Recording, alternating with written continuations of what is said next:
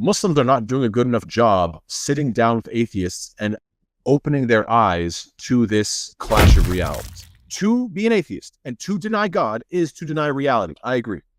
I've never had a conversation with an atheist that has ever been able to get past the basic question of free will.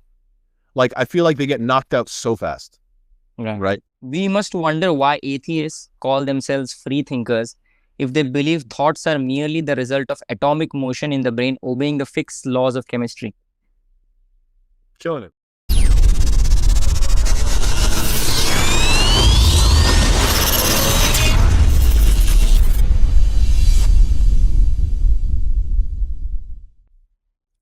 Assalamu alaikum wa rahmatullahi wa barakatuh. Welcome back to Incisive Thoughts. And today we have a very, very interesting topic, a discussion about the soul and maybe some arguments for the soul, what the soul is do we actually have any material soul? And for this topic, we have, I'm actually thrilled to announce Dr. Nasser Karimian to this podcast. Dr. Nasser Karimian is an accomplished scholar with a deep background in religious studies. His work explores profound questions about human nature, consciousness, and spirituality, making complex topics both accessible and relatable. Dr. Karimian presents thought-provoking insights across faith communities, encouraging us to think about the soul, morality, and the meaning of existence. We are incredibly fortunate to have him with us today to discuss some arguments for the existence of the soul.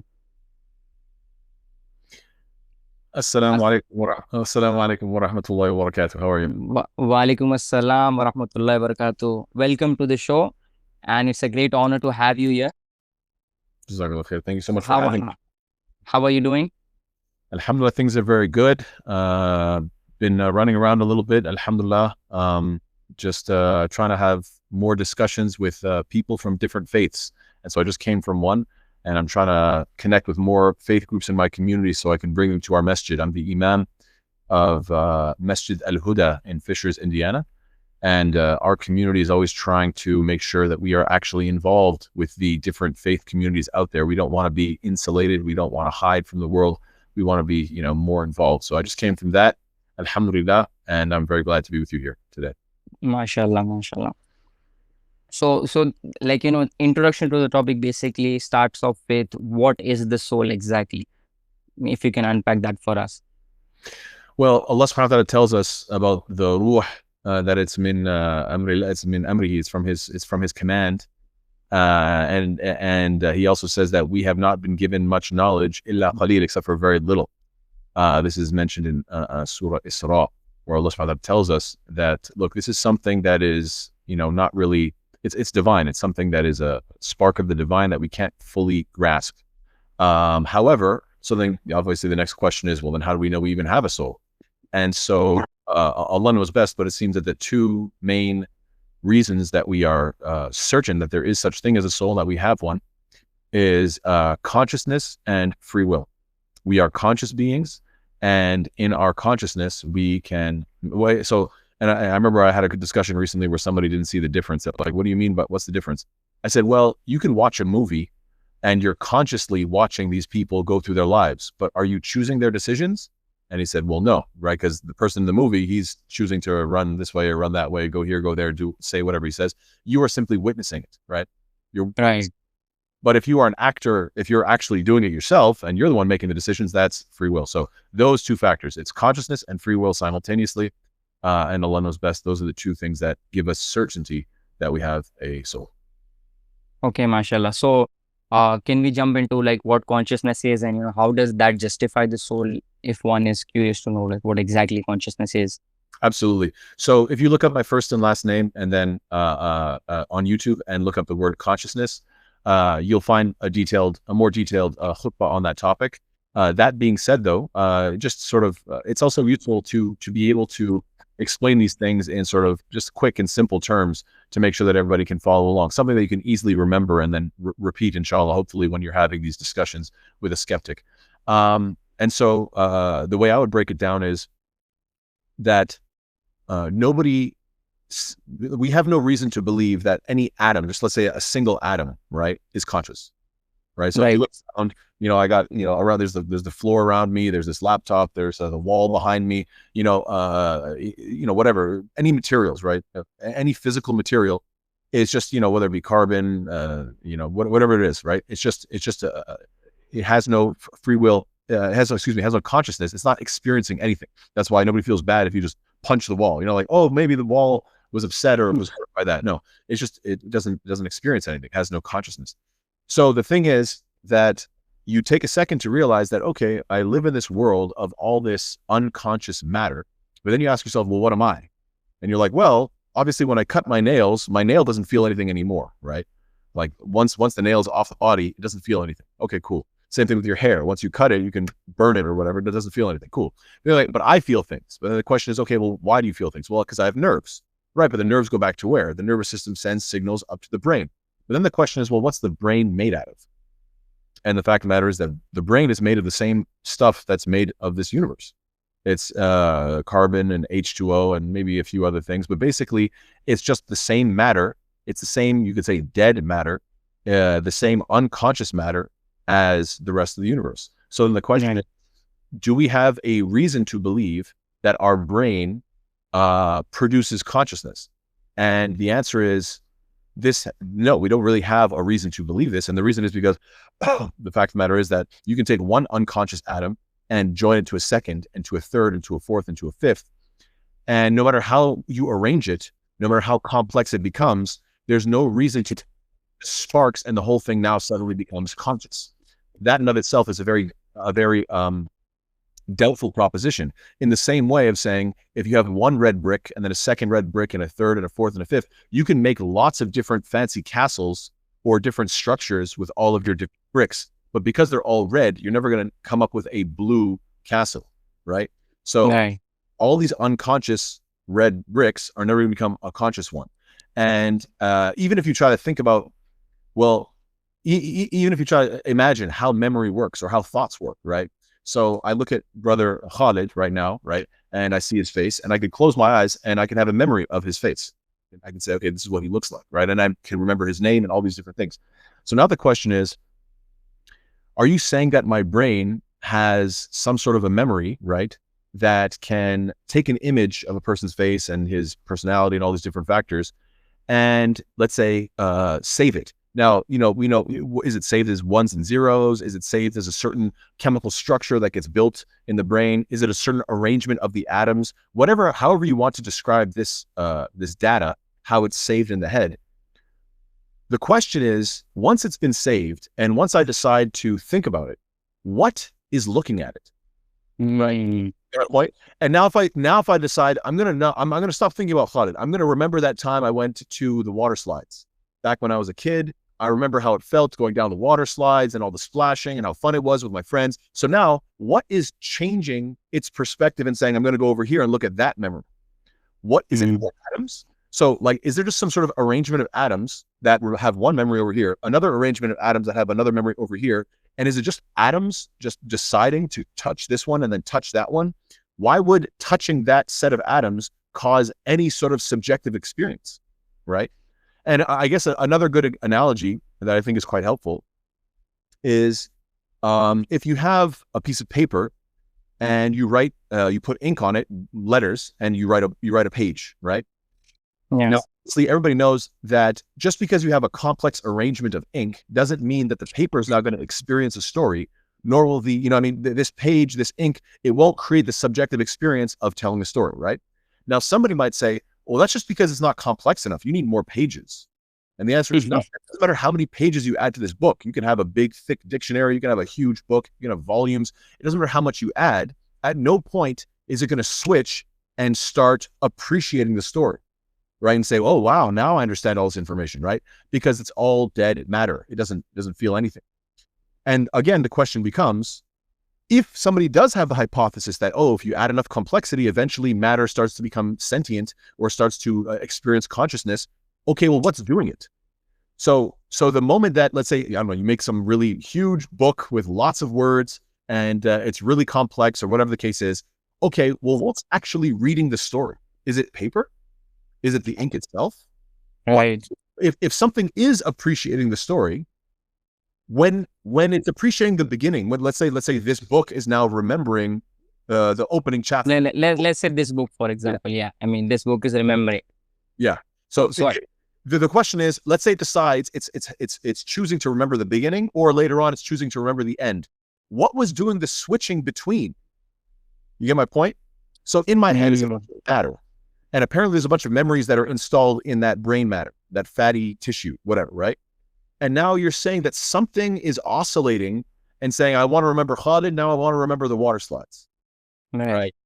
Well, what's doing that? More matter?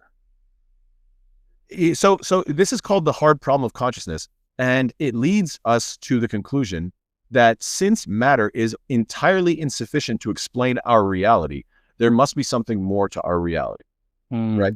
This is, it's simply insufficient. There's nothing sufficient about this explanation that the materialistic physical brain made of H2O and carbon, whatever else, that is giving subjective experience to me. I know I'm experiencing it because I know I'm going through life right now. I'm experiencing you. You can't prove that, and I can't prove that to you. I don't know that you're consciously observing me, and you don't know that I'm consciously observing you. Everybody just has to look and for themselves conclude, yep, I am conscious, and therefore there's more to me than just matter.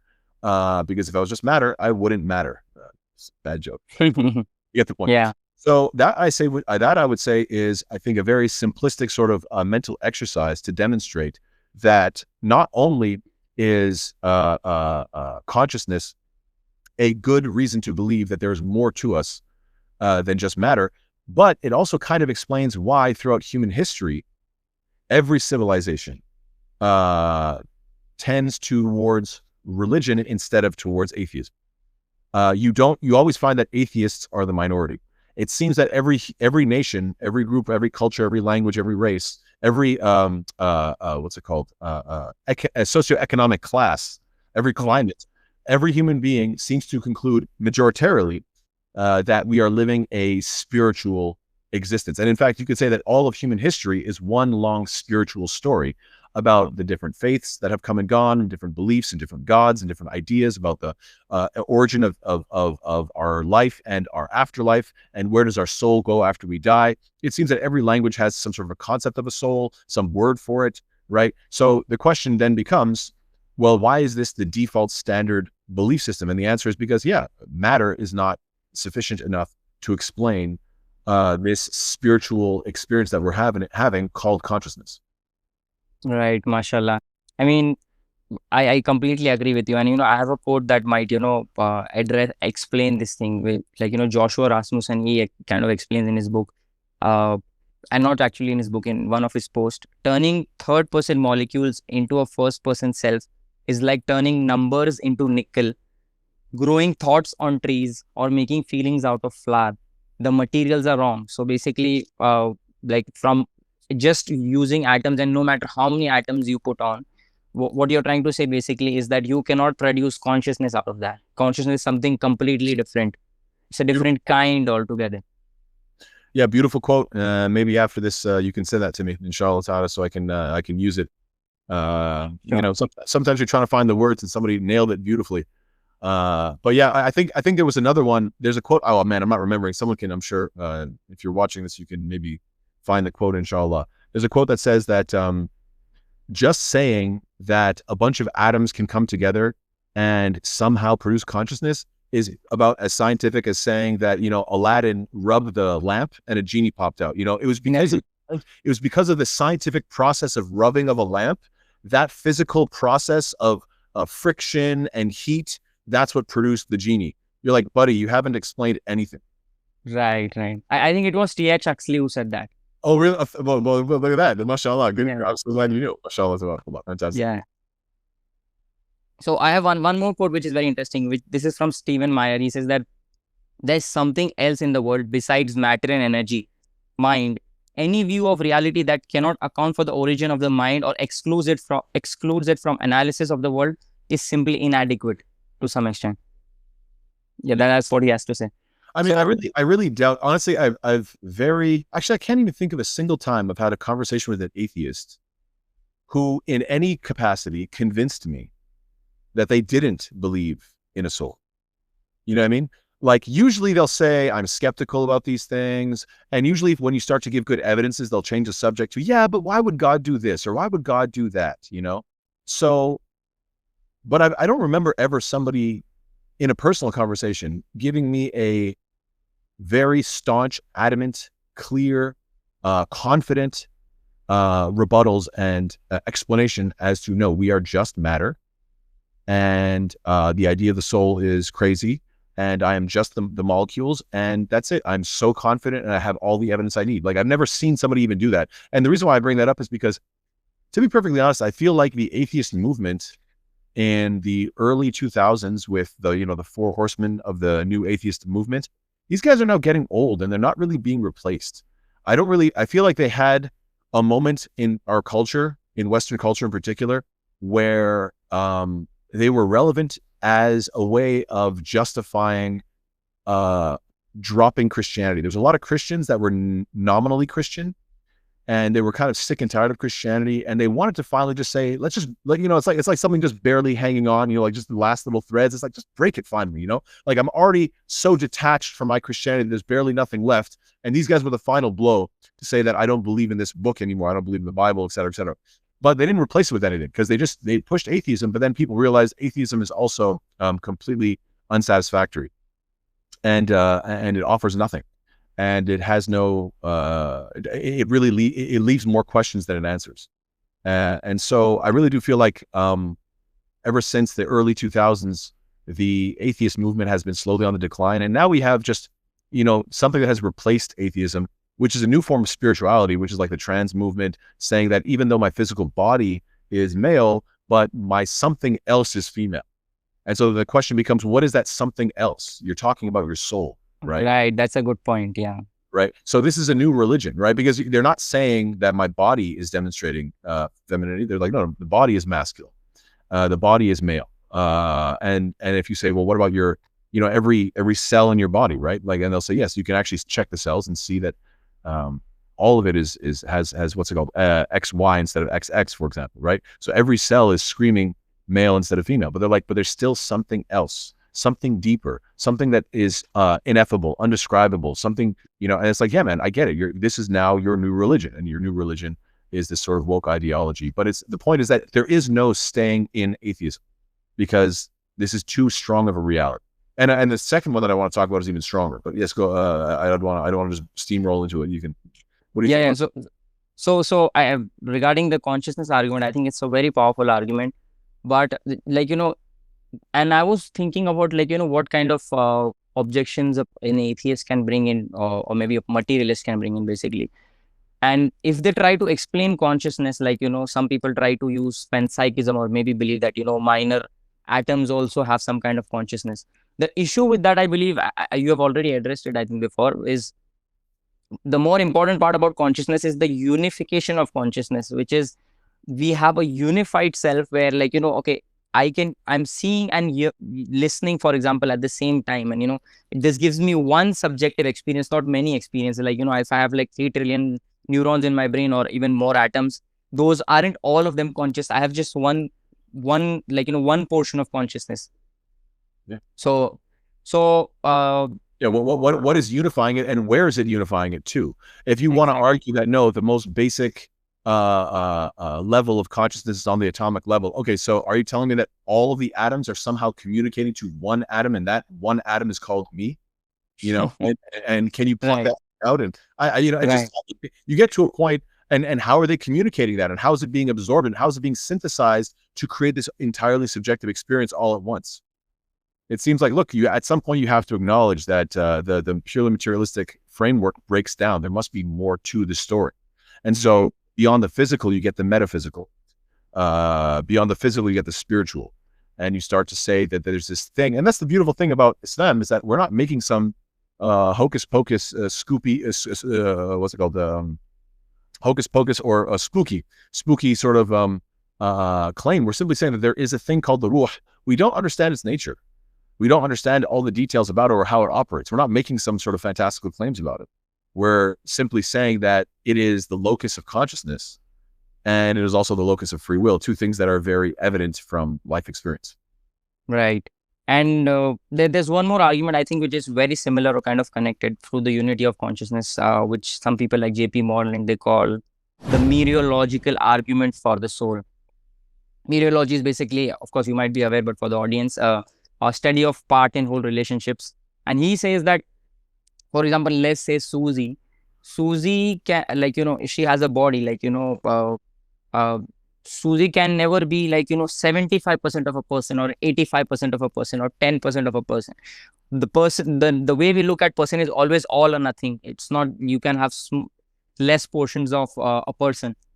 And one very good example he gives, or actually many examples he provides, is that you can have many people, like, if someone actually thinks that, the brain is the, like, for the brain is basically the mind, for example, or the forming that identity of a person altogether, you can have disease, for example, where 45% of the brain is, for example, has to be removed from your body. But that does not mean you lose 45% of your personhood.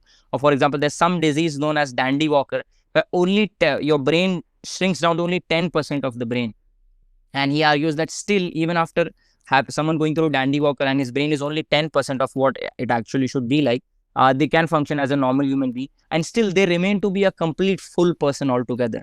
Yeah. So in that sense, we can't associate, like, altogether consciousness with just the brain, because brain can have a relationship with consciousness, but it's not altogether consciousness in itself.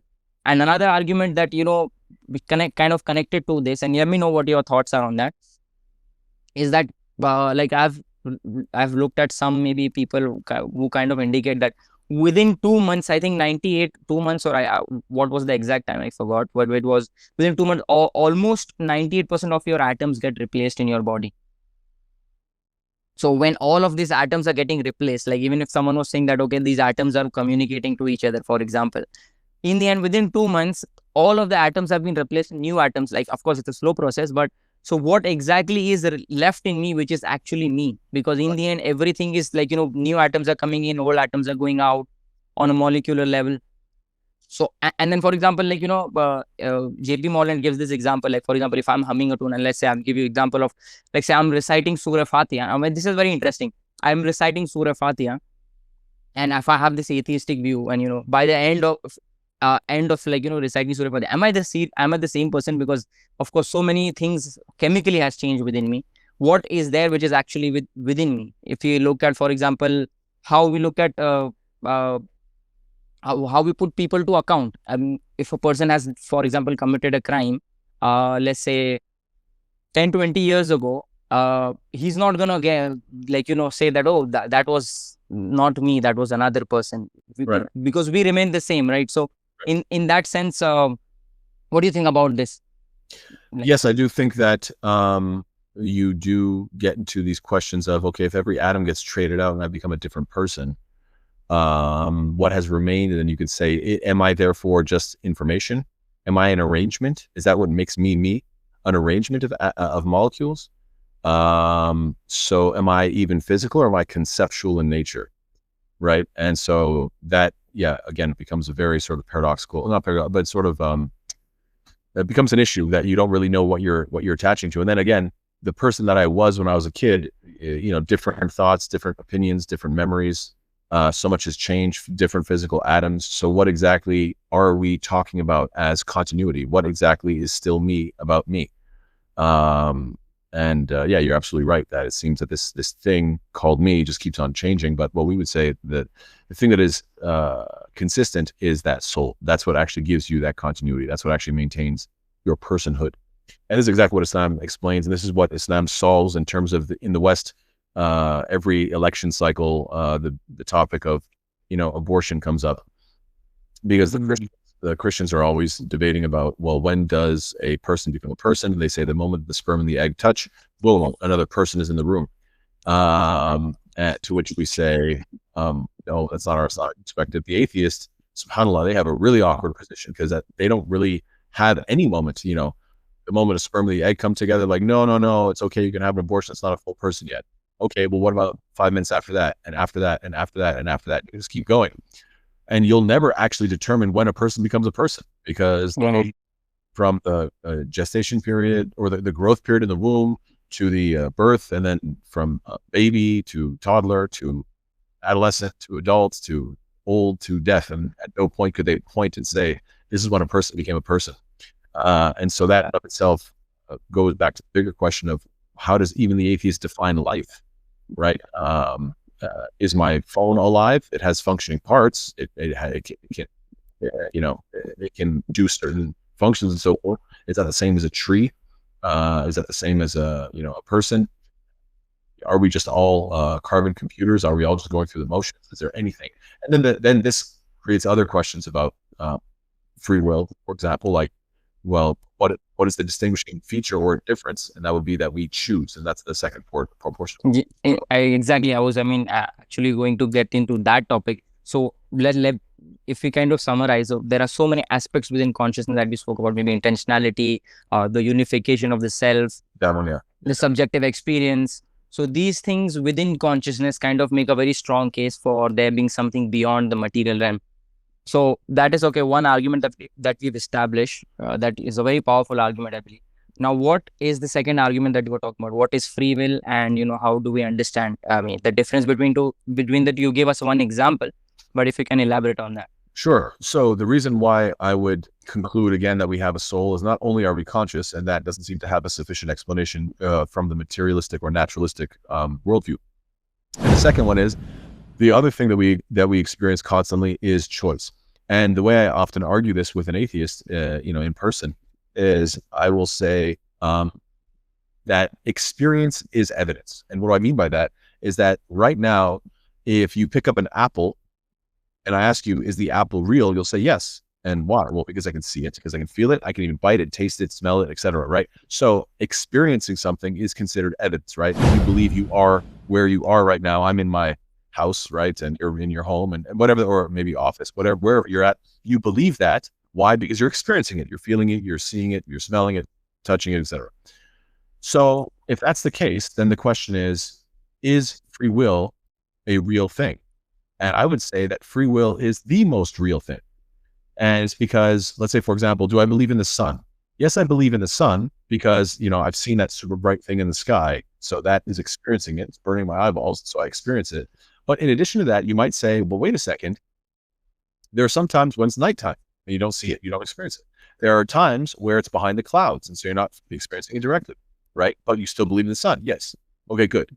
So what about consciousness? It doesn't matter if it's a sunny day or a cloudy day or if it's daytime or nighttime. I'm always, every moment that I'm awake, every moment that I'm conscious, I am making decisions. In fact, you could say that all of life can be summarized as a series of decisions. That's exactly what your whole life is. So the fact is your life is experiencing free will the entire time, right? Mm-hmm. So now, when somebody says, I doubt free will, what I would say to that person is, well, you should doubt the sun. You should doubt your house. You should doubt your car. You should doubt everything that you interact with. I mean, how often I'm sitting on a chair, but I don't sit on this chair all the time, right? I walk up those stairs over there, but I'm not walking on those stairs all the time, right? But guess what? Every time I'm on this chair, or every time I'm walking up those stairs, or every time I'm in my car, or every time I'm in my house, or every time I'm doing anything, I am making choices. So, if you can doubt free will, which you experience constantly, then you should be able to doubt everything that is happening in your head, everything that you experience, everything that your entire life. So once you establish that, then the person says, okay, you're right. I do have free will. I do believe free will. In fact, to be perfectly honest with you, I've almost never had a conversation with somebody who doesn't believe in free will. Everybody says, of course I believe in free will. In fact, they'll often say, the reason why I'm an atheist is because I don't want God to tell me what to do. I want to be free. I want to make my right? So the problem is they haven't read the fine print. They haven't seen the details of atheism. The detail is that if you're an atheist, then you're nothing more than a compilation of atoms, and those atoms are going to operate based off of the laws of physics, and you can do nothing about that. Why? Because that arrangement of atoms, you did not arrange them yourself, nor did you arrange for the environment that they were placed in. That's called nature and nurture. Your nature was given to you by your parents, which you did not choose. Obviously, my hair color and my height and my skin and everything like that, everything, that's my parents. They came together and they gave me that. So that's my nature. And then I was born into that world, and then there was a certain nurture. There was an environment. There was a temperature. There was lights. There were people talking. There's, somebody getting angry, somebody happy, somebody sad, whatever the case is, and all that was impacting me. So this arrangement of atoms, whatever it is, which I did not choose, and then a bunch of input going into it, which I did not choose, it's going to have some sort of a chemical reaction based on physics, which I did not choose, and it's going to have some sort of an output, right? And that output are going to be called my decisions. Now, if every factor in that equation are not chosen by you, then the ultimate outcome is going to be every single one of your actions, which you have never chosen. So now you have a gigantic clash of two worldviews. One worldview, which is, I know I have free will. That's why I'm an atheist, because I want to do whatever I want to do. I'm free. That's what I believe in. I should be able to do whatever I want. So very much pro, talking about free will and choice and all that stuff. And then you have another worldview, which says that we have no free will. You are just a deterministic robot going through the motions of life. And so these two worldviews clash. The problem is Muslims are not doing a good enough job sitting down with atheists and opening their eyes to this clash of realities. I've done it myself, and consistently, it's always a joy. The most recent was a little while ago, a man who has a son, but his son was raised by his non-Muslim mother. And this Muslim man, he had a kid a long time ago, but due to fighting, they weren't in each other's lives. Anyway, so now he's older. He's like, the young man was in his early 20s, and the father brought him to the mosque and just said, just come to the mosque. I saw the kid, he wasn't praying. I said, you want to come? You want to pray? And then he's like, no, I'm not Muslim, actually. I'm like, oh, really? So anyway, later on, I spoke to him and said, so you're not a Muslim, right? And he goes, no. I go, do you believe in free will? He's like, of course, I'm making choices every day, right? I'm like, cool. You're an atheist though, right? Yeah. Okay. So as an atheist, you came from nature and nurture, and your body's just reacting to its environment. Where exactly does free will come from? And I mean, obviously it took a little bit longer for me to sort of package the whole thing as I did just a moment ago. And he was stuck. And I was like, okay, so I hope you see that your whole worldview is self-contradictory. Maybe you need to look into and take religion a little bit more seriously. And his father, by the way, is like a professor. He's a genius guy. He's a just brilliant guy. And I was like, maybe your dad is not as as not so stupid after all, right? He's clearly a genius. I'm not going into details, obviously, because I don't want to expose who this guy is. But anyway, the father's a very, very smart man. And this kid is like looking at him like, oh, you just believe in some, ridiculous religion. I'm like, you might want to give your father a little bit more credit. I don't think he would be just follow something foolishly and blindly. Yeah. Right. So one thing which I found very interesting is generally, atheists, they want to call themselves free thinkers, that, oh, I'm a free thinker. Of course, that has a particular meaning. But I have a quote that, from Jonathan Sarfati, which kind of is a very nice quote. I really like this one. Kind of addresses the issue, and let me know your thoughts on this. He says, we must wonder why atheists call themselves free thinkers if they believe thoughts are merely the result of atomic motion in the brain obeying the fixed laws of chemistry. Killing it, bro. Your quotes are spot on, man. MashaAllah. Yeah. I have many more, inshallah. So I'll keep adding more. Yeah. I mean, you, MashaAllah. It's very beautiful to see you're taking ideas. I mean, they're not my ideas. I mean, I've come across this stuff from various books. I try to explain it in a way that people can, appreciate, and a way that makes sense to me. But MashaAllah, it's always so nice to hear someone grab a quote from a top scholar who puts it so finely and so perfectly, and exactly highlights the fact that what are you talking about? And I would say this, that an analogy that I like to give, I don't know if it might not be as eloquent as what you just said, but anyway, it's still a nice analogy, I think, is that right now there's the elections going on in the United States, right? And imagine if there was one candidate that right from the beginning said, I want to be the president of the United States, and I want to, I'm running. But I just want to let everybody know, I don't believe that there is a country called the United States. Okay, I don't believe in the country. I don't believe that it doesn't exist. It's not a real thing. I'm pretty sure we can all agree that person would immediately be canceled or disqualified from even being able to participate in such a election, right? So in the same way, if you have a Muslim and a Jew and a Christian and a Hindu and a Buddhist, and I don't know, whatever else, Sikh and all these different people, right? They all believe in the soul. And they're all now now that we agree that we are humans that have been endowed with free will, what is the best choice to make? Right. And so now this person, the Jew or the Christian or the Muslim or the whatever, they all make their arguments, say we should make the decision, we should choose Islam because it makes the most sense. No, we should choose this religion because it makes the most sense. So the whole debate is revolving around the concept of choice being a real thing. When the atheist walks up and says, hey guys, what are you guys talking about? And we say, oh, we're having a debate as to which religion we should choose. And then he says, oh, really? I think I'm going to join the debate because I think we should all choose atheism. You just lost. You don't belong here. You don't believe you don't believe in choice. You don't belong in this discussion. Now, I'm not saying we should I'm not saying we shouldn't have discussions with atheists. I think we should point out the fact that the mere fact that they're having this discussion and they're trying to make the right choice in and of itself smacks their whole worldview down. It just completely shuts their whole worldview. They don't belong in the conversation until they acknowledge that we're actually making a decision at the end of this based on our choices and based on, the information that was exchanged and so on and so forth. But yeah, if you reject all of that, what are you even doing here? Why am I even having this conversation with you? Right? And one very interesting point is that, the atheists normal atheists, commonly feel that, they are very proud of their choice of atheism. They would say, no, I actually had to make this choice. It was a tough choice, but then they want to kind of boast about it. But in the end, if they are actually saying that, if their worldview dictates to them, like it throws on their face that their choice had no actually free will involved in it. It like, you had given a very good example in your last discussion with Brother Subur, which was like, it's just like on a piece of paper, I am an atheist written on the piece of paper. You remember that yes. example? Exactly. That the paper didn't choose any of this, and you could have written anything else on that piece of paper and it wouldn't have made a difference. And it wouldn't have been right or wrong according to that paper, because the paper just does whatever it just receives whatever it's going to receive. The ink or the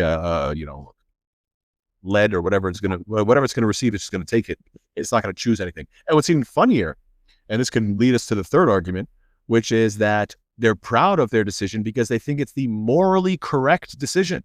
Right. Why? Because there's something morally good about choosing the truth.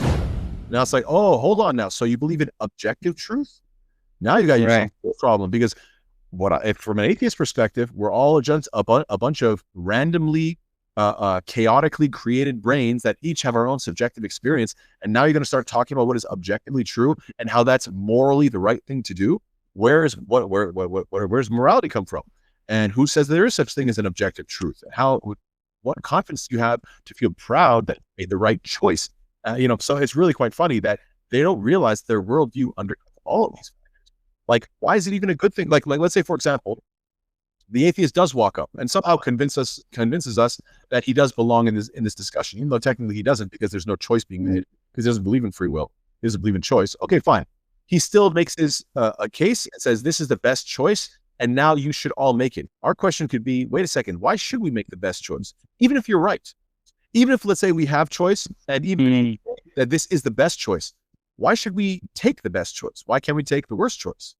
Right? No, because that's wrong. Wrong? Like, you mean like right, wrong? Like there's something morally correct about choosing what is true versus what is false.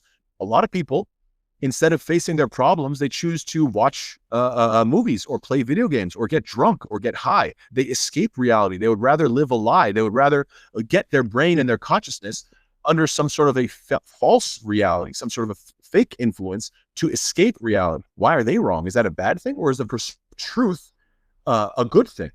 Where are you making this moral decision from? Is this making sense? Right. I completely agree with you. In fact, when they actually have this idea, if they have this idea of objective morality, something being objectively wrong or right, I mean, what evidence do they have? Like, you can look at an atom in a microscope and it does not tell you anything like, it has a right component or the wrong component or anything of that sort. Morality itself has some transcendental nature, which they cannot justify to some extent. And again, the problem comes is that, why do you believe in such a concept if you have a very myopic materialistic worldview, which is everything is composed of atoms? So the whole idea becomes meaningless. I mean, that's what you're getting at, right? 100%. There was recently a discussion between Richard Dawkins and Jordan Peterson, which I really feel like both of them have become quite irrelevant. And I was even embarrassed. I'm even embarrassed mentioning that I watched it, because honestly, both of them, I feel like they're so past their point of relevance. But anyway, that's a whole other conversation. But yeah, Jordan Peterson, he was on a great track of pursuing the truth and having great discussions with interesting people. And the moment he faced Islam, it seems that he just panicked. It seems that his story is one of facing Islam, realizing that he is standing before this gigantic mountain that he has to now climb. And he just said, you know what? I'm going to turn my back on it. Why? Because this thing is too intimidating. And because it might transform me. I might have to acknowledge that this maybe is true. Maybe Islam is stronger than any other ideology out there. Anyway, that's a whole other conversation. I could go down a whole road of watching Jordan Peterson's progression, or I could say the opposite, devolving down a very sad road. But anyway, I digress. Point is that they were having this discussion, and at one point in the conversation, Jordan Peterson did make posing this good question about moral questions about where do we get our value judgments from. And it was really embarrassing to me that Richard Dawkins didn't even really understand the question. And it's like, buddy, really, you really can't understand what's going on here? It was very embarrassing. Here, 1 second, sir. So what happened was that he says, oh, I don't care about those things. I just care about science, right? And then he specifically says, I just care about the type of science that gets us to the moon, right? And I was so annoyed by that statement, because I was like, you do not realize that before you can get to the moon, there's a bunch of value judgments that first have to be made. Like, for example, why is it a good thing to get to the moon? What does human progress look like? Why would I have the motivation to push myself to actually study physics and propulsion and, I don't know, rockets and flying? And why would I study all these things? These are all value judgments. These are all choices that you make. These are all value judgments that you have to eventually get to the point of spending years studying like propulsion and jet engines and all that stuff. And eventually then you get to the moon in hopes that what you will discover along the way and what you will discover when you get there will be of benefit to mankind. And that in of itself is part of a greater moral good, because it's good to help humanity. Like, he missed all of that. And all he said was, I don't care about value judgments. All I care about is the type of science that gets us to the moon. Okay, well, Mr. Dawkins, here's another kind of science. Maybe you didn't realize it. I could go to my backyard and count every blade of grass. And I would come to the conclusion that there are, I don't know what, 100,000, or I don't know, put out a number, right? 100,000 blades of grass on my lawn. Would that be scientific? Of course. I'm using arithmetic. I'm using addition. I'm counting. And this is a scientific fact now. And I could spend my life doing that. Now, isn't that science? And you just said, all I care about is science, right? So that's scientific. Why don't you spend your days counting how much grass there is on your lawn, right? Why don't you pursue that science? To which you say, oh, well, that's a scientific endeavor that has low value, or, to be perfectly honest, no value. Counting blades of grass doesn't get you anywhere. Coming to the conclusion that there's 125,000 blades of grass doesn't get you anywhere. It doesn't do anything. It doesn't accomplish it. Oh, so now you have a hierarchy. So now you have a concept of value towards some side, others based on what exactly? He didn't even get the question. He didn't even understand what was being asked of him. Like, this guy was dense. I was just flabbergasted. I can't believe that these people are in positions of authority where they're considered like millions of views and a prominent figure, and he's written a book. And it's like, buddy, he doesn't even understand the problem. With his goofy smile, he's like, I don't care about value judgments. I care about the science, the type of science that gets us to the moon. You didn't even get the point. You didn't even get it. You're so lost.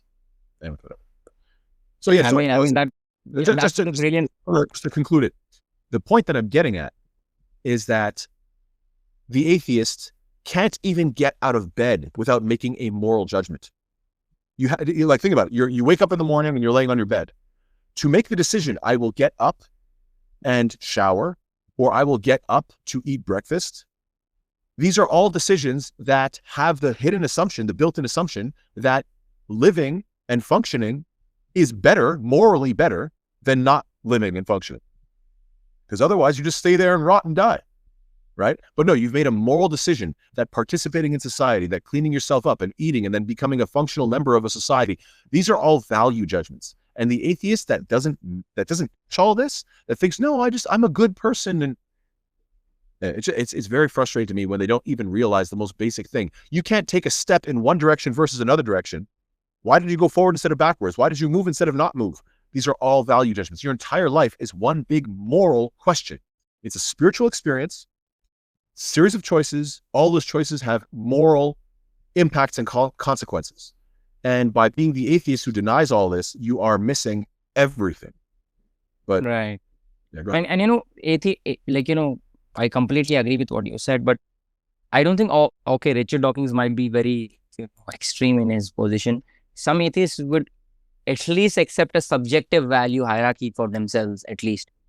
Would you agree with that? Because, atheists wouldn't say that, okay, we don't accept in value judgment. But then the issue is, okay, the subjective value system that you have understood is, again, meaningless because you cannot ground it. It is arbitrary in nature to some extent. I'll make it even easier. Brother Khalid, let's say my subjective purpose in life is to hit 100 home runs, okay, in baseball. That's my subjective purpose in life. How quickly can I change my subjective purpose? Do I have to wait a year? Do I have to wait a month? How long until I can change my subjective purpose? Please tell me. What do you think? How long can you change that? No. How long until, if I say my purpose in life, or my value, how quickly until I can change it to something else? Spontaneously, or maybe immediately, right? Exactly. Yeah. So if it's the moment you say subjective, what you're also saying is something that can change every second, every minute, right?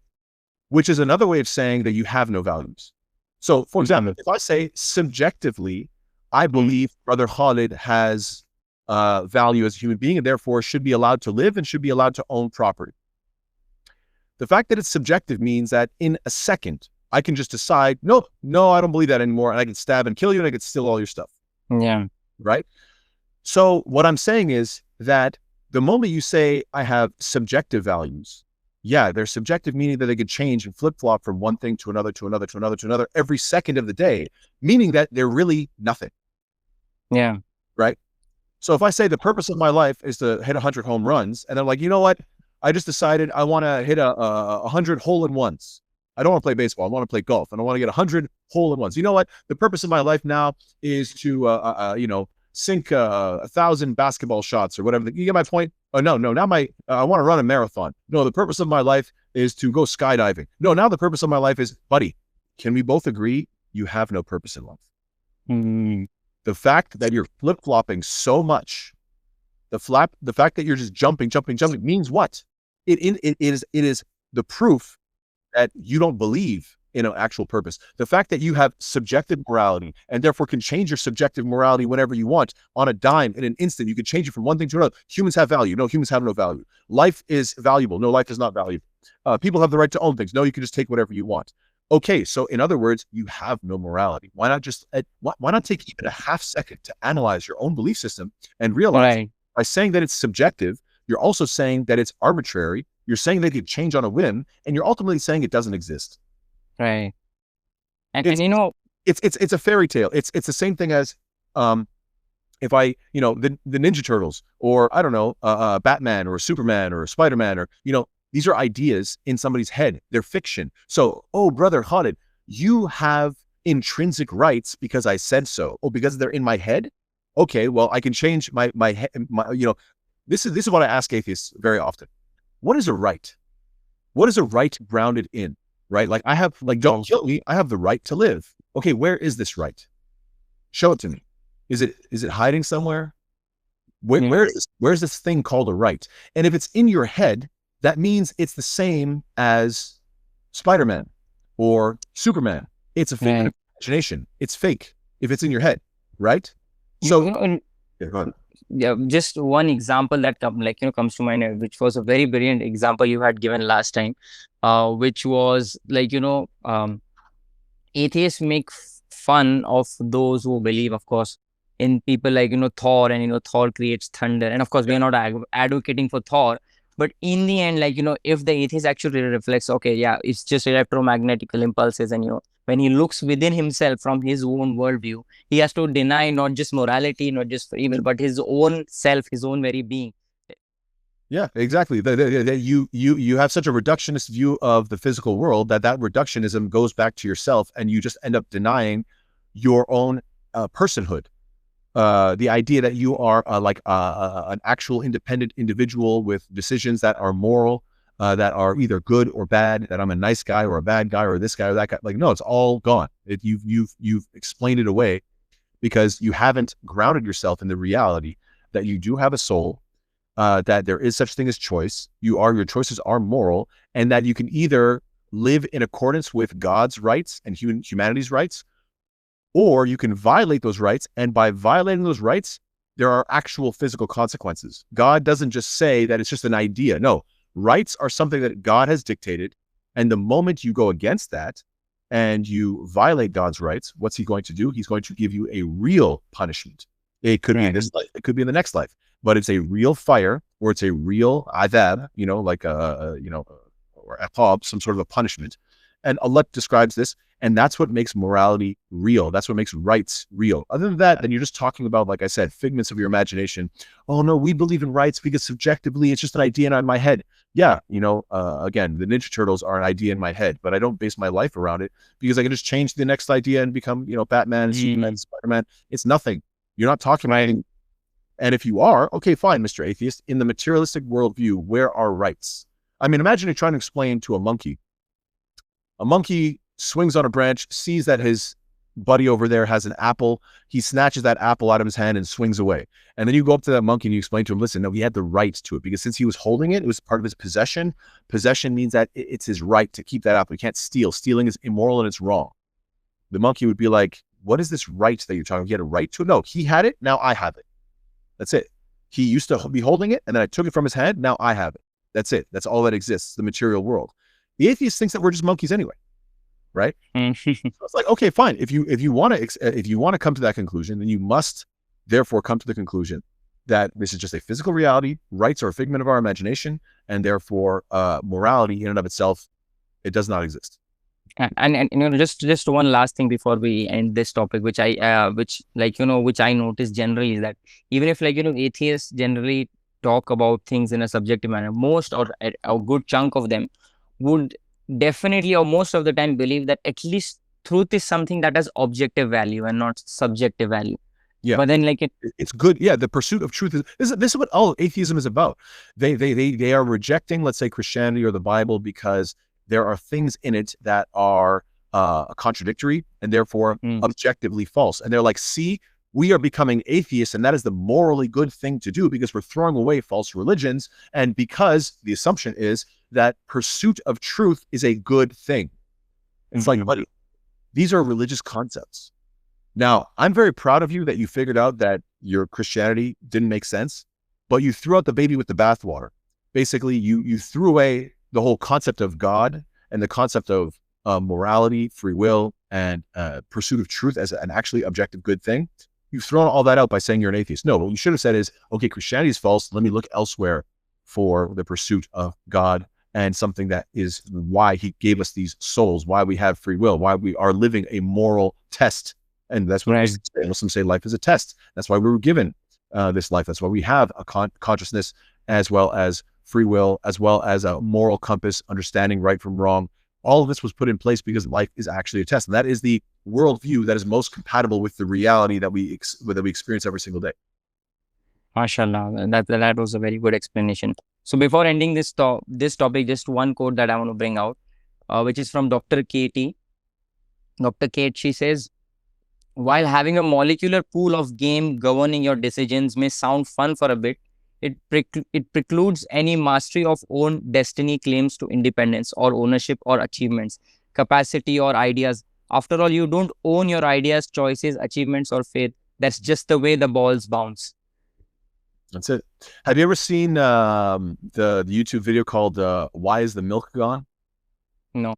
No? I'll send it to you, inshallah. You'll love it. I know, based on your clearly the things that you're interested in, you're going to love it, inshallah. Why is the milk gone? So some British guy, and it's humorous, and he's just talking, anyway, you'll see it. He's just talking about how, from his worldview, from his atheistic worldview, that he's like, well, the milk is gone because I forgot to get it. Well, I only forgot to get it because of this. Well, I only did this because of this. And then wait a second, that means I've never made a decision my entire life. And he just traces back every human decision back all the way and realizes that from his atheistic worldview, there is no free will. We're all just a result of the Big Bang that came from nothing. And so everything is meaningless and arbitrary.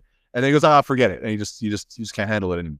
And the reason why you would say, forget it, is because you're realizing that your conclusion doesn't match your lived experience. Your conclusion is that everything is meaningless and that I never had a choice. But your lived experience is that life does, there are consequences. Morality does matter, and you are making choices. So I find it very interesting that people just get freaked out by this stuff when it's like, no, don't get scared of this. Don't run from the truth. Lean into it and realize that maybe the reason why things are clashing is because fundamentally I have certain presuppositions that are completely incorrect. And hopefully that'll enlighten you and get you in a direction closer to Islam, inshallah. This reminds me of very good points, like, which maybe we missed mentioning about free will, is that when we look at, for example, some atheists who have come to this conclusion that, okay, if I actually believe that there is only the material world and science is the only endeavor, for example, to actually pursue, because these are mostly we're targeting new atheists here. So the issue with that is now they have to deny free will. So people like, for example, Sam Harris or Daniel Dennett, and they would explicitly say that, okay, no, wait, free will is an illusion. So it's like calling it an illusion. If you imagine that, the something which is the most apparent to us, like, that, for example, me choosing these words right now, I mean, calling that an illusion is not an adequate explanation at all, I believe. Like, I have some quotes that, I want to just point out. Sure. Yeah. Like, for example, Francis Crick says that, we are nothing but a pack of neurons. And Sam Harris says the conventional sense of self is an illusion. And, one person was quoting Harris's position. He says that Harris argues that there is no self and therefore no free will. He reasons that there is not even an illusion of free will. The illusion itself is an illusion.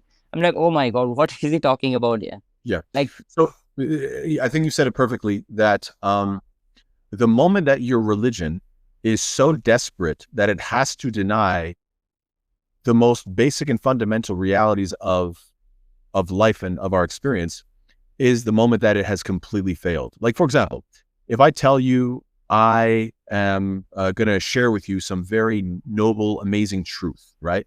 And you're like, okay, I'm listening. What are you going to tell? Are you going to enlighten me? Are you like a prophet that's going to teach me something new? And I go, yeah. So the thing I need you to know is that the sun is fake, right? And you're like, yeah, but I can feel its heat. Yeah, that's just an illusion. Okay, yeah, but I can see its brightness. Yeah, it's just an illusion. Yeah, but doesn't it give photosynthesis to the earth and all the plants benefit? And that's how we get our oxygen and all of our fruits and vegetables. Yeah, all that is fake. At what point are you going to say, maybe you're fake, right?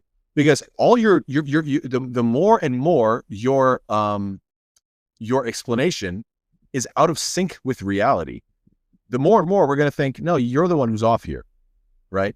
Like, the sun fits very well into my world view and my explanation of reality. I don't know, what's it called? Hydrogen, right? Crushing into itself, becoming helium and becoming heavier, more denser, molecules that eventually that shoot out light and heat and so forth, that give, light and to this planet, ultimately giving us the energy to cause photosynthesis, sustaining all of life on Earth and all the oxygen that we breathe.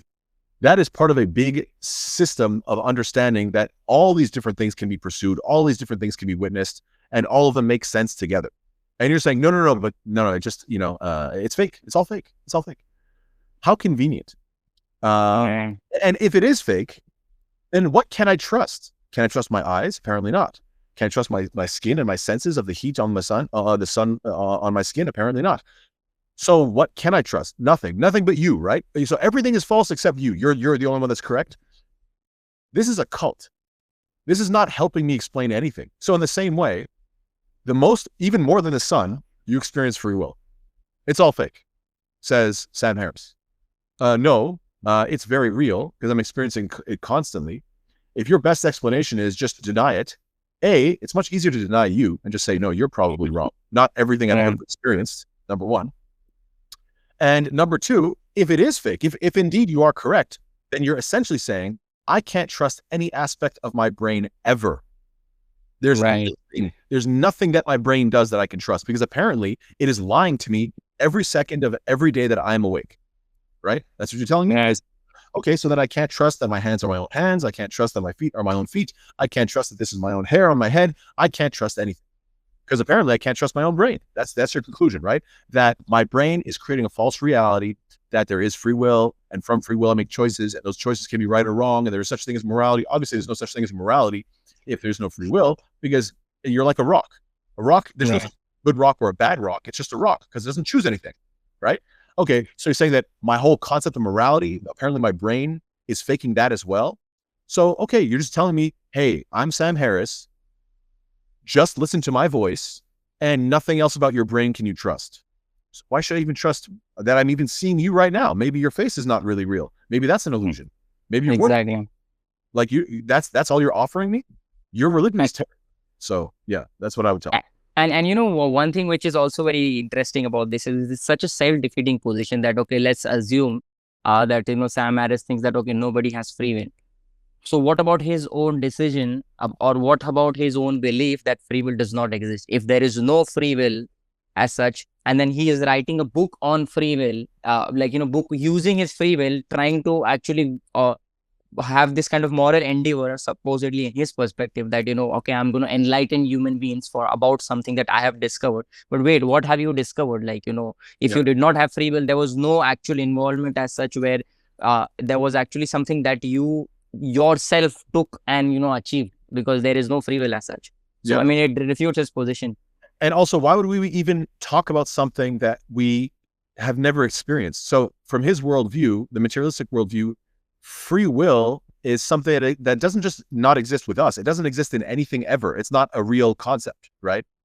And yet we are forced to talk about it. That means that me and you right now are just, you know, atoms that are chattering away, making noises, talking about a concept, free will, that doesn't exist anywhere in the universe. Okay, so let's think of it this way. Can you imagine if there is some universe or some galaxy very far away that receives no light? Okay, there's no light there. And there are these creatures that we discover, you know, you travel gazillion, no light whatsoever, just a pitch black universe that has these freezing cold creatures that are somehow alive. And when you visit them and understand their language and learn their translation and whatever else, you find out that they spend their days talking about how beautiful a flower looks. I love the pink. I love the rose. Oh, I remember watching that, those fireworks. They were so, you know, when the blue and the green were exploding, it was so gorgeous. And I love that rainbow and that sunset. And I love, and you're like, what's going on here? Why are they having conversations about seeing things when this is a pitch black universe and none of them have eyes? They've never heard, they don't have color. You get my point? So we are two apparently robots. This is the worldview, right? That Brother Khalid and Brother Nasser are two robots that were forcibly predisposed and pre-designed to having a conversation about free will, which does not exist in the universe. And that's what they were pre-programmed to do since the beginning of the Big Bang, since the beginning of time, which by the way, itself was caused by nothing. Maybe. And you know, maybe, it's not, or just, maybe not, you know, maybe not. And you know, the interesting part is that it's not just free will. We look at it, the new atheist has to come up with such bizarre explanations that, for example, when you look at life, the atheist might say that life, it's just an illusion of design. This is not actually design, any kind of life or complexity. It's an illusion of design. DNA looks like it contains information, but it does not contain actual information. Objective morality look like it exists, but it does not exist. Earth looks like it's finely tuned, but it is not finely tuned. It's just chance. Everything that begins to exist has a cause except for the universe. It seems to me we have an ultimate purpose, but we don't. And it seems to us that we have free will, but we don't. So it's like, and then also it seems to us that we have this kind of self or consciousness, but that itself, that is also an illusion. And you know, one thing which was very interesting, like, some. So jump in. Everything you just said is called the denial of reality. Yeah. So that's the conclusion. To deny God, to be an atheist, you must deny reality. That's how everything you just said can be summarized with one sentence. Deny reality. Good. Right. You're right. To be an atheist and to deny God is to deny reality. I agree. Right. Right. So, And then one meme was very interesting. Like, someone had created where, wow, like, Daniel Dennett is supposedly talking with his daughter, and he's saying that consciousness is consciousness is an illusion, and her daughter is saying, but grandpa, isn't illusion just a mere state of consciousness? Because if you say that consciousness is illusion itself is a state of consciousness in the end. So yeah, Dan Dennett is the failure of failures. He wrote a book like he's the heavyweight champion of nonsense. It doesn't make it, to say that consciousness is an illusion. It's like, buddy, you are so twisted around your own head. The fact that you could say that with a straight face, even the atheists have abandoned him. Let's put it that way. Even the most staunch atheists are embarrassed by him and have abandoned his position because it's so self-defeating and nonsensical that it's not even worth talking about. He's just completely removed himself from the public discourse. So yes, it's an illusion. And one person was addressing, forgot his name. He was saying that some of these materialists, when they understand that okay, there's consciousness, and consciousness cannot be explained by materialism, instead of actually rejecting materialism, they're like, okay, so if consciousness exists, that I have to reject materialism. But they do the opposite. They say that no, wait a second, consciousness does not exist. They're not going to reject materialism. They're going to reject consciousness altogether. So who's doing the rejecting that? Yeah, exactly. Who's exactly. doing it? That's the question that what's his name? William Lane Craig. He had a very clever response. He said it very nicely. He said that many times he's mentioned in a few of his debates. He said the old joke where a student runs to his philosophy professor and says, "Professor, I've been reading philosophy all night, and I'm tired, and I'm confused, and just tell me, do I exist? Do I exist? Tell me, do I exist?" And the professor says, "Who wants to know?" Right. That's the point. Right. Consciousness is an illusion. An illusion to who? To who? Who's receiving this illusion? Right. Some sort of a conscious being, perhaps. Some sort of a conscious being that is receiving it's the illusion, right? Right. It's such a fail. It doesn't even get past, like, it doesn't even take like one or two, like, it's dead on arrival. Like, it just doesn't even, before it starts, it doesn't go anywhere. I don't know. It's unbelievable to me. Yeah. So I think we give three very powerful arguments. If you have time, maybe we can go forward with maybe one or two more arguments, or like, what is the constraint with time with you? So the final one that I wanted to mention is what I think is a beautiful fact, that the fact that human beings, we seem to be designed in such a way where we have constant ambition. Okay. We always want more. It doesn't matter what you give us, we're going to want more. So if I make you rich, you're going to want to be richer. If I make you strong, you're going to want to be stronger. If I make you wise, you're going to want to be wiser. If I make you smart and intelligent with information, you're going to want more information, right? If I make you beautiful, you're going to want to be more beautiful. If I give you love, you're going to want more love, more kids, more family, more love. If I give you honor, you're going to seek more honor. You want to do even something better with your life, right? So now you have to ask yourself, well, when does it stop? And the answer is it doesn't, right? And the Prophet described this and said, if the son of Adam was given a valley of gold, he'd want a second valley of gold. It never ends. So then the question is, okay, what I technically want is an infinite amount of wealth. So, and an infinite amount of wisdom, an infinite amount of power and strength and knowledge and beauty. I want an infinite amount. So we are hardwired, designed to want, essentially, Allah. Because Allah is Al-Ghani, the most rich. Allah is the all-knowing. Allah is Al-Hakim, all-wise. Allah is Al-Jameel, the most beautiful. Allah Ta'ala is Al-Bar, the source of goodness itself. Allah is Al-Majid, the majestic. Al-Kareem, the most noble, the source of nobility itself. And the list goes on and on and on. So it is. So instead of being like the list you just read off, where you said like to be the atheist, you have to deny that you are, you have to deny your own consciousness. And then do I make choices? You have to deny your own will. And do I make moral decisions? You have to deny morality. And with this universe, well, it came from nothing. So you have to deny the idea of an actual purpose or a start or a creator, or, instead of deny, I'm doing the opposite. I'm saying affirm. You know what you are, and oriented towards the infinite of all these good qualities. Islam teaches us that God has names. Yes, there's the hadith that mentions 99 names, but that's not limited to 99 names. The hadith says that if you memorize and call upon and pray to and apply these 99 names, then that person enters Jannah. But it doesn't mean that that's limited to 99 names. Allah has infinite number of names. In fact, at the end of Surah Kahf, Allah mentions that if you were to try to, write all the praises of your Lord and descriptions of your Lord and everything good about Allah Ta'ala, even if all the oceans were ink, it wouldn't be enough. Right? You can write it all, even if, and somewhere else, that could be wrong, that even if all of the trees were made into pens, it wouldn't be enough. So Allah Ta'ala can be described infinitely. And that is, whether you like it or not, you are oriented towards that deity, that God. We're oriented towards Allah subhanahu wa ta'ala. Doesn't matter how, and by the way, this is true of the believer, this is true of the disbeliever, this is true of the atheist, this is true of the Muslim, of the Christian, we're all oriented to an infinite amount of love and beauty and strength and knowledge and wisdom. We always want more. It's because ultimately your heart is calling out to God.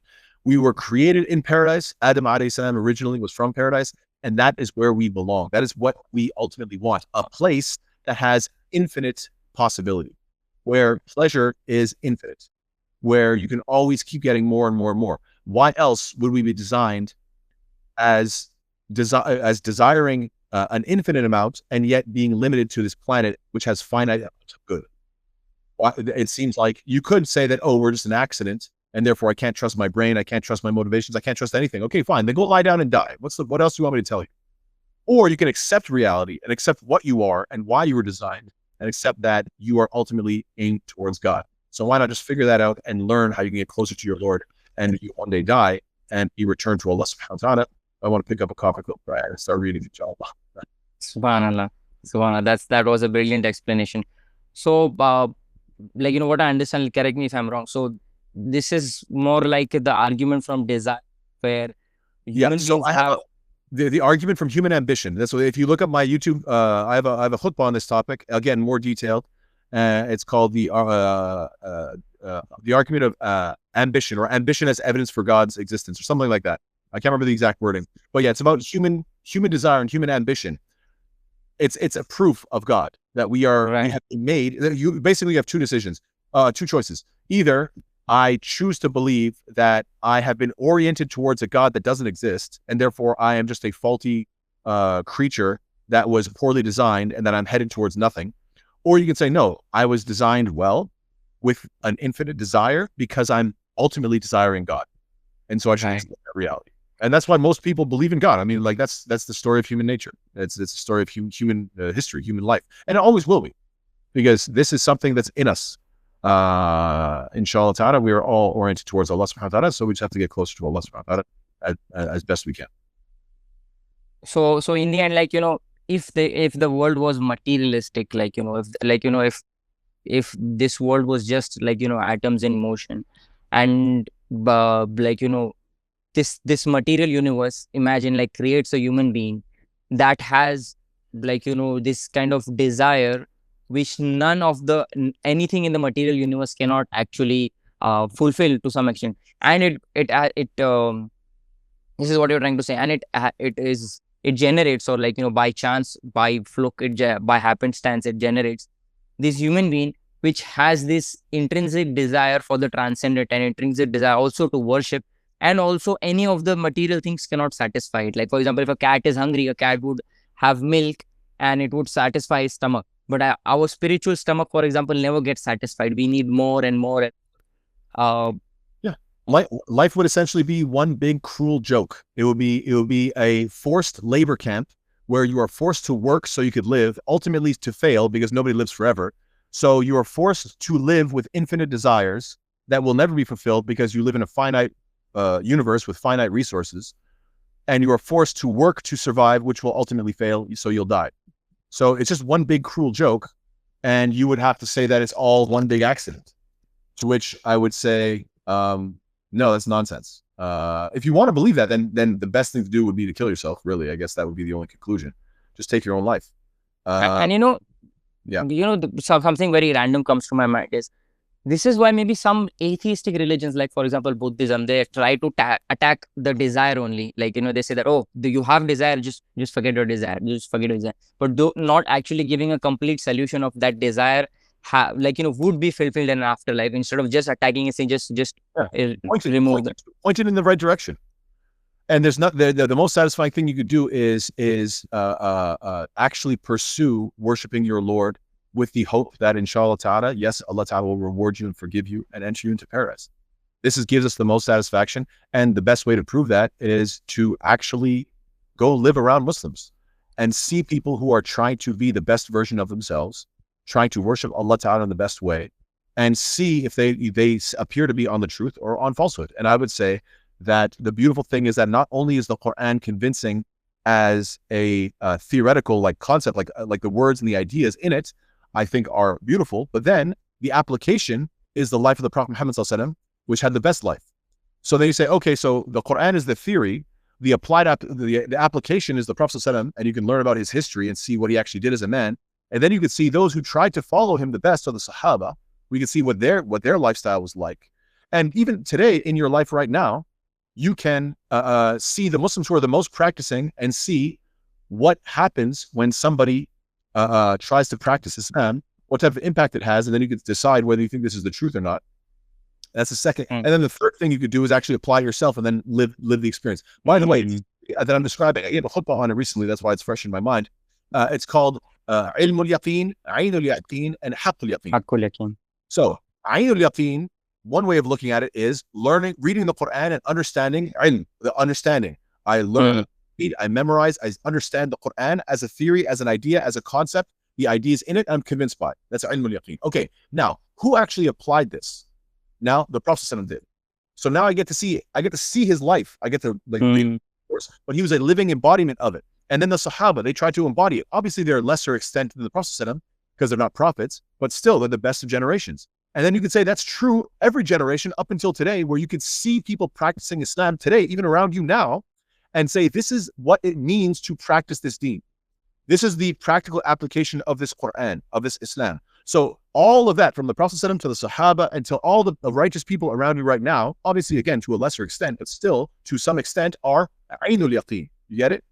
Now, now that I've read the Quran, I've seen the seerah of the Prophet ﷺ, I've seen the history of Islam, and I see the Muslims around me today, and I'm convinced based on ilmul yaqeen and aynul yaqeen that I want to practice it as well. Now you get to experience it in your own life, and now because you're living your salawat, your prayers, and fasting, and making dua, and so on and so forth, and you're learning tafsir, and you're understanding the depth of the Quran, the beauty of the Quran, and now you're really understanding it, and applying everything you do. You don't just read it. You actually say, oh, he tells me to give charity, I go give charity. He tells me to pray, I pray.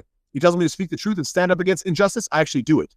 So when you start applying it, as well as not just learning it and applying it, now that's haqqul yaqeen. And the example that Ibn al-Qayyim gives, he said, just if you want to understand simply what are these three levels, if I say to you, Brother Khalid, I went to the store, I got honey. You'd say, okay, well, Brother Nasser's a believable guy. So yeah, I believe he got honey.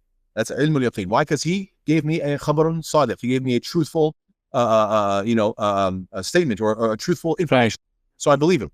If I then come to your house and I show you, see, here's the honey. Now I'm like, okay, even more confirmation. So not only did I know that he's a truthful guy, he wouldn't lie about something so small, but in addition to that, now I see it. So going to the store and calling you, yeah, I got the honey. I'm on the way. Okay, that's ilmul yaqeen. Me showing up and showing it to you, aynul yaqeen, seeing it. The ayn means eye. And then thirdly, you take a scoop and you put it in your mouth. Now you taste it. Very distinct, very sweet, very particular, experience. Haqqul yaqeen. So I feel like you can have these three layers with the Quran itself. Understanding the Quran theoretically, watching it being practiced, and then practicing it yourself. Make sense? MashaAllah, yes. The example was very nice. I had heard about these concepts, but on ground level, this example gives me a better insight into this. Subhanallah.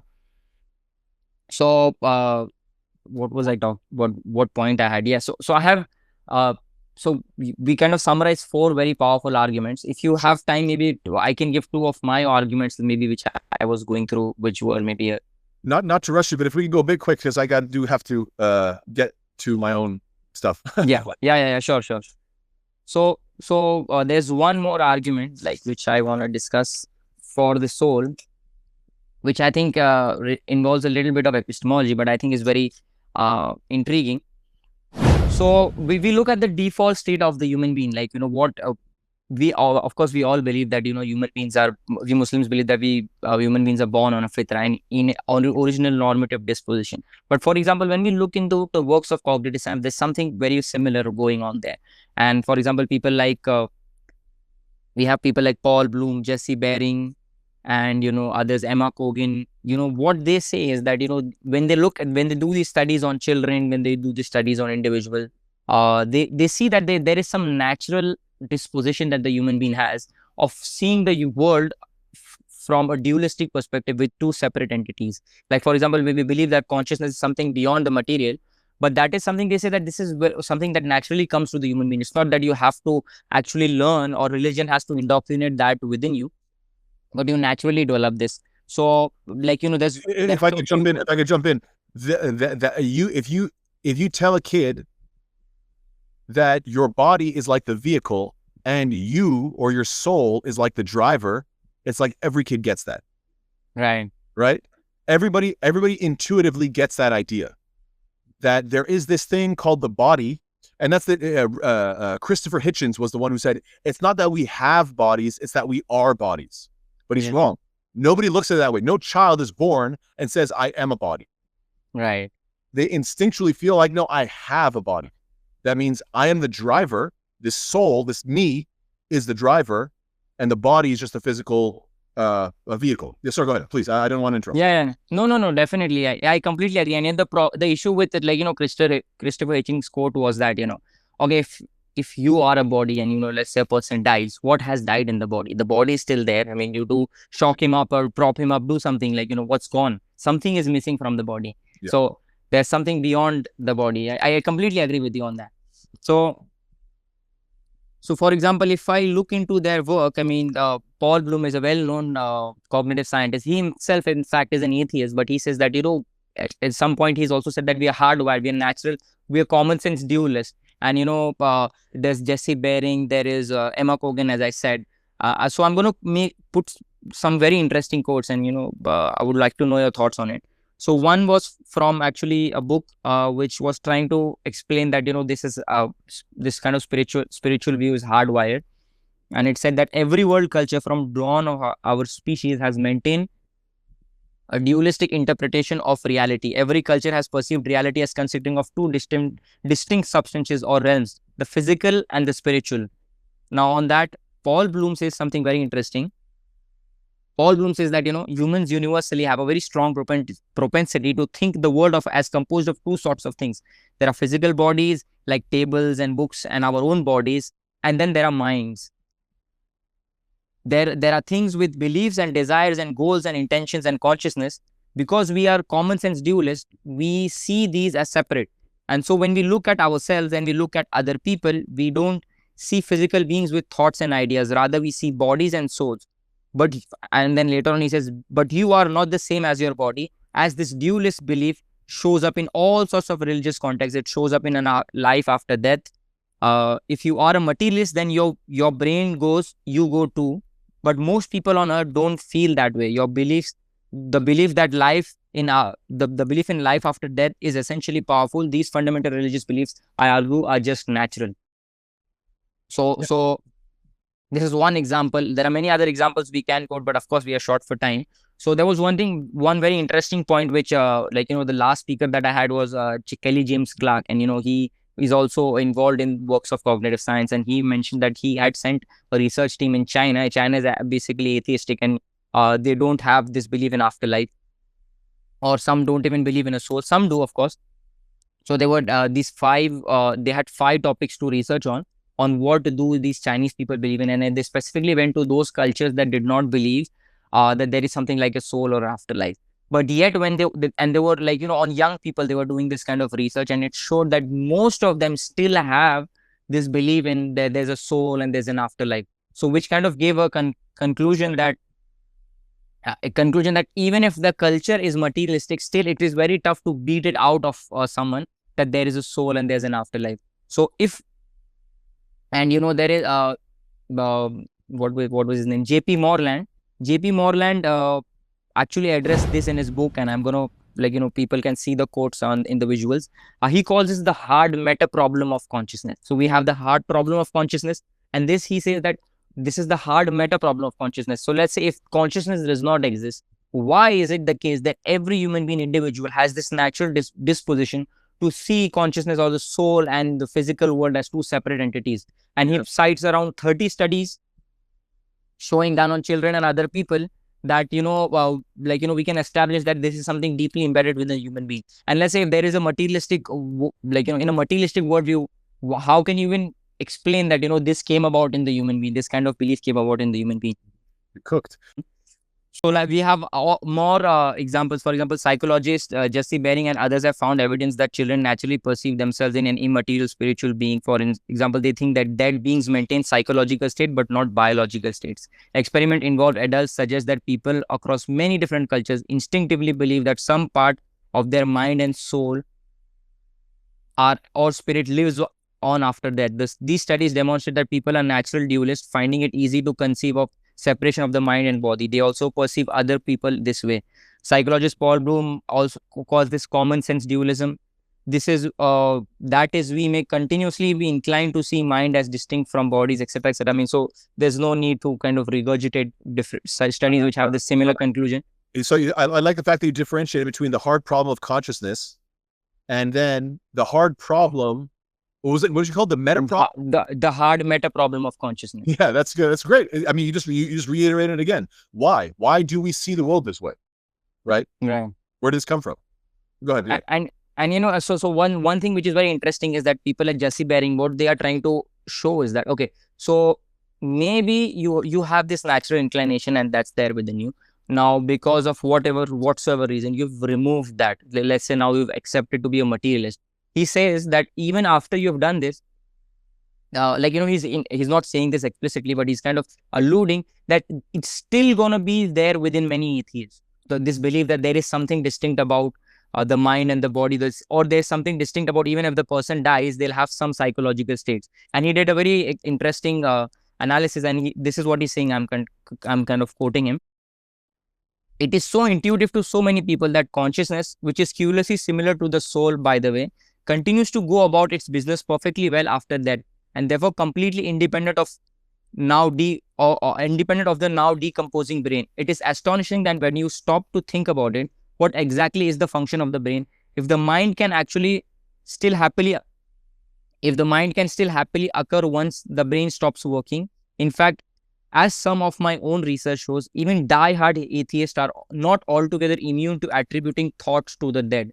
By saying, for example, that a recently dead man must feel vindicated because he knows there's nothing after that. So when he's done some kind of an experiment, and which is where even atheists are not realizing that they are subconsciously subscribing some kind of mental state to them even after they've died. Yeah. Yeah, of course.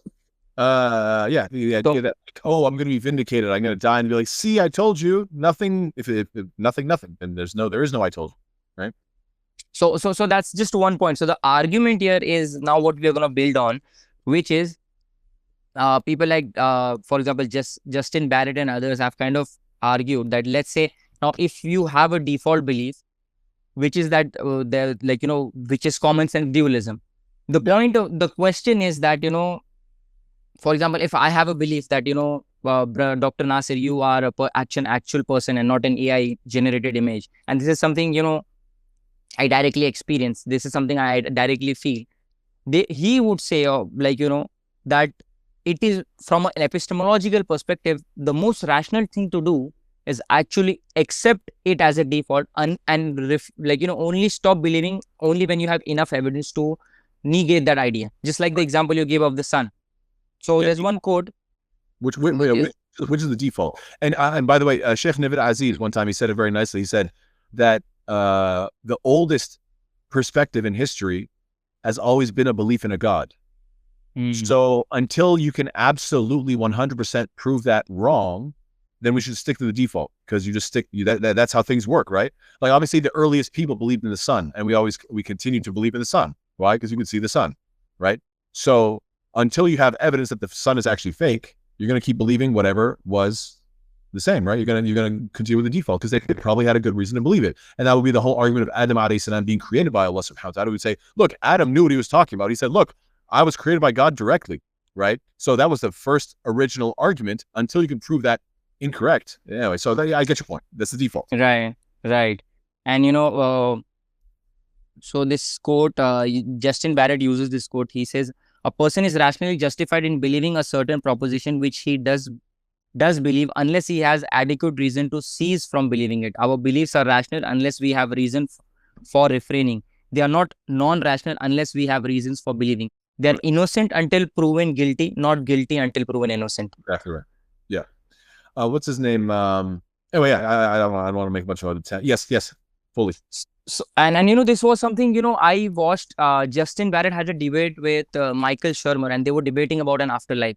So Justin Barrett explained this point, that this is not just the soul, but also a belief in an afterlife, that our mental states would continue. If this is the default of the human being, if an atheist comes and says, what implication this has, that, oh, I don't believe in the soul, you prove to me what the soul is.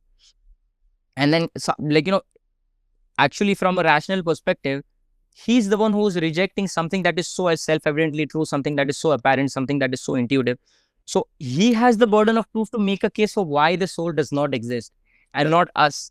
And so maybe we can start our conversations from asking, what reason do you have to reject the soul, and rather than actually us presenting arguments for the soul? Because from an epistemological rational perspective, we are very much justified to believe, even without arguments, that the soul is something that is a part of our existence.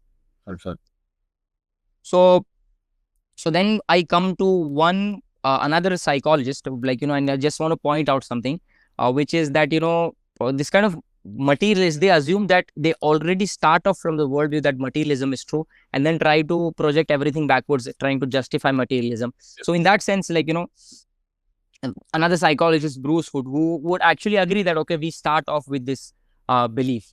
He would say that, but I don't think appreciating the self is an illusion is a bad thing. In fact, I think it is inescapable. My critics often dismiss, now he's a materialist, okay, and he's justifying materialism. My critics often dismiss my position as too reductionist or too materialistic. Well, if the human condition is not materialistic, then an alternative good explanation must be non-materialistic. Show me good evidence for souls and spirit, and then I will be forced to change my view. And so this is the starting point. Yep. So I just wanted to point out that Bruce Hood starts off with this view that, show me, even after accepting that this is the default, says, show me good evidence, and only then I would believe. But the point is that, okay, we have good evidence, we've already presented. But at the same time, has he not realized that this was the default, and he has the burden of proof to explain why do you reject that at face value, because that requires some kind of justification. So that I have a comment on that. So the irony is that if any evidence is presented to the materialist, it would usually be rejected on the basis of it being undetectable materialistically or inconclusive from a materialistic standpoint. So in essence, they are asking for materialistic evidence for a thing which by definition is immaterial. Do you agree with that? Yeah, yes. I see the argument. Makes sense. I have another argument that I have in one of my other lectures on this topic, which is that my question is, which one is more immediate? Mind or matter? Which one would you say is more immediate? Mind. Right. And the reason is because matter is entirely filtered through the mind, right? In other words, yes, I see this desk, and I might say, no, matter is more immediate because, look, I can see this desk and I can feel this desk, or this wall or this glass or whatever, right? But then you would say, yeah, but you're seeing it how? Well, this information has to be processed and has to be accepted and experienced in the mind. So actually, when it comes to the question of which one should be default, should we default to mind or matter? Should we mind or matter? I would say that mind is, based on our human experience, primary, and matter is secondary. And I think that is perfectly in line with our concept that Allah subhanahu wa ta'ala is not a physical being. We don't believe that Allah ta'ala is a physical being, but rather we think of Allah subhanahu wa ta'ala as Al-Alim, the all-knowing, Al-Khabir, the all-aware. So you could say, and not that this is a name of Allah, but you could say like a consciousness, because that's what being Al-Alim and Al-Khabir means. All-knowing and all-aware means that you're conscious, right? So God is this consciousness, right? So kind of going down the direction of mind, right? And Allah Ta'ala says what? He says what? Kun fayakun. All he has to do is say be, and it is. So that means from his conscious will, he speaks something, and then material comes. Right? From his decision making, from his decision, that's where matter comes from. And us, we would say that, you know, we make decisions in our mind, in our consciousness, in our soul. We make decisions, and then our arms move, or our legs move, or our voices, you know, speak, and so on and so forth. So there is this mind first, both in terms of experience and in terms of action. Mind is primary, and matter is secondary. So for this guy to be like, no, I take matter as primary, and you're gonna have to, you know, flip the script and give it to me backwards for me to be convinced, I would say, bro, just analyze yourself even a little bit. Analyze your own head for a second, really. Right. So there is some kind of circularity there with the materialist, that they start off with materialism and that's not justified. So I had a very simple, like, you know, it was kind of a meme that explains the difference between theism and atheism, or at least theism and new atheism. So theism says that you matter, and atheism says that your matter. So, I mean, that's the difference in the end. Yeah. I think I've seen that one. Yeah. I think I've seen that one before. You matter versus you are matter. You matter, you are matter. Yeah. It's clever. Yeah, so the argument actually posits that, you know, the atheist, or like, you know, the person who denies the soul has the burden of proof, and, you know, of course, like, you know, they don't have any good arguments to deny the existence of the soul. So that's the argument there. Just one question I have, and maybe I'm taking too much of your time, so I'll just rush. One question, that one perspective I wanted to know your perspective regarding near-death experiences. So of course we don't, like, you know, near-death experiences is, like, you know, a topic in itself. But there's one thing about near-death experiences, like, you know, maybe you can talk about that maybe some other time, which is that there was a study done on blind people, if you are aware about, and there were 25 blind people who were born blind, and they, like, you know, this kind of study showed that, you know, they even after not having seeing the world through their eyes, they went through a near-death experience, and then they were able to actually describe moles of people which were not, like, you know, no one can feel that, and, you know, they can describe everything within the room with lighter or darker words. And, you know, what do you think that is? Do you think that is also maybe a good way to establish that, at least not making any argument for Islam or, like, you know, something like that, but that there's something beyond material within us that, you know, if that can establish? Yes, I did read about near-death experiences, and about how a growing number of doctors are talking about this as a real phenomenon that cannot be just explained away as coincidence or chance. That being said, though, I would love to see those specialists make their own presentation about this. You know, I do think that apparently there are enough people, enough doctors that have described people coming back from, you know, being saved and getting heart transplants or whatever the case is, that they come to life and they say, let me tell you about the conversation that was happening down the hall. You know, my parents were having an argument about, I don't know, my inheritance money or something like that. And then people were like, how the heck did you hear that? It's like, I could see myself hovering above you guys. Then I decided to go over here. And there was the famous stories of, like, I hovered over my body and I saw you guys operating, and I saw you put something in that drawer. And they say, they open the drawer and that object is there. Like, you know, I don't know, my glasses or something, you put them over here. And how did you know? You know, we just took them off your head and put them somewhere. How did you know where we put them? It's like, I was watching the whole thing. So there's a bunch of these stories that do exist. I definitely think they lend credibility, and I would love to see them more systematically approached from a global perspective. Like it would be really great to see doctors, like, from around the world describe their experiences. But yes, definitely, it's just another thing to add to the pile, most definitely. So it's fascinating. So I think that's my time with you. Jazakallah khairan for actually, like, you know, giving your time to us. And I think we spoke about many topics, I think, with, like, very powerful arguments that make a case for the soul. In conclusion, I would like to say just one point, which is, if we can establish an argument for the soul, I think it is very easy to establish even like, afterlife, a belief in the afterlife, and at the same time belief in God. I mean, this does like it is killing two birds with one stone, I believe. If you can establish the soul, there are many like, people that who have argued that, you can use this as an argument for God as well. If the soul exists, then, that is an argument for God.